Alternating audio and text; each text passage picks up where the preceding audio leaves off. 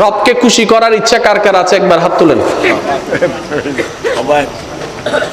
মাশাআল্লাহ, রবকে খুশি করা একদম সহজ। সুবহানাল্লাহ তো বলে না। আমার আওয়াজ মনে হয় আপনারা শুনতে পাচ্ছেন না, শুনলে একটু বলেন না সুবহানাল্লাহ। রবকে খুশি করা একদম সহজ, কারণ আমাদের রব আমাদের জন্য দয়াকে উন্মুক্ত করেছেন, সাজাকে নয়। এবার আসেন হাদিস শরীফটা শুনলে আপনারা বুঝতে পারবেন। মনোযোগ মনোযোগ।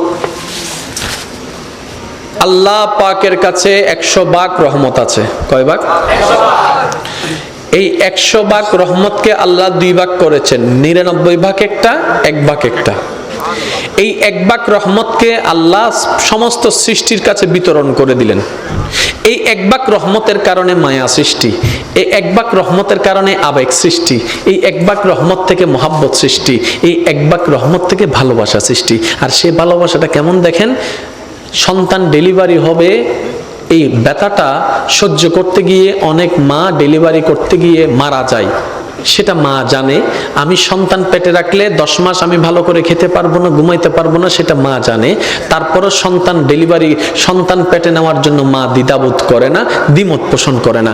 ডেলিভারির সময় মা মারা যাওয়ার সম্ভাবনা 80%, সেটা মা জানে। ব্যথা সহ্য করার মতো না, সেটা মা জানে। তারপরও মা হাসি মুখে সন্তান পেটে নিচ্ছে, ডেলিভারির জন্য প্রস্তুতি নিচ্ছে। এবার মাকে জিজ্ঞেস করলাম, মা তুমি না সেই মা সামান্য একটা সুইয়ের ব্যথার জন্য তুমি চিৎকার করে উঠেছিলা? তুমি না সেই মা সামান্য একটা তেলা পোকা দেখলে লাভ দিতা? তুমি না সেই মা টিকটিকি দেখলে এই দিক থেকে ওদিকে দৌড় দিতা? তুমি না সেই মা অন্ধকারে তুমি বসতে পারতা না ভয়ের জন্য?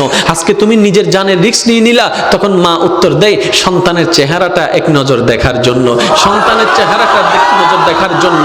এবার ডাক্তার যখন এমন পরিস্থিতিতে চলে গেল, মা হয়তো মা বাঁচবে না হয় সন্তান বাঁচবে, এমন একটা ক্রিটিক্যাল পরিস্থিতির মধ্যে যখন চলে গেল, ডাক্তার এবার আসলো অভিভাবকদের কাছে, আপনারা বন সাইন দেন, আমরা অপারেশন থিয়েটারে ঢুকাবো। এখন আপনারাই সিদ্ধান্ত নেন, কাকে বাঁচাবো, মাকে বাঁচাবো নাকি সন্তানকে বাঁচাবো?